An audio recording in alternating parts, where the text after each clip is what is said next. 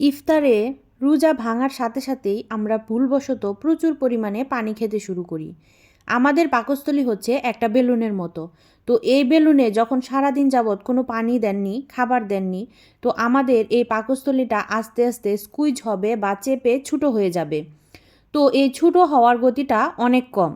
এটা সারাদিন যাবৎ আস্তে আস্তে ছোটো হয়।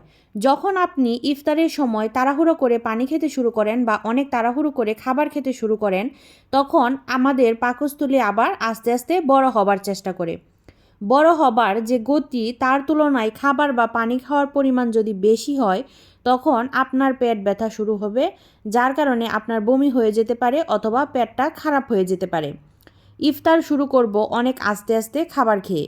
যেমন আপনি শুরু করতে পারেন খেজুর খেয়ে, কারণ আপনি যখন খেজুর খাবেন তখন আপনার পাকস্থলীতে একটা সিগন্যাল যাবে যে আপনি খাবার পাচ্ছেন। তখন আপনার পাকস্থলী আবার আস্তে আস্তে এক্সপ্যান্ড করা শুরু করবে, যার ফলে আপনি পেট ভরে খেতে পারবেন। এতে আপনার কোনো সমস্যা হবে না।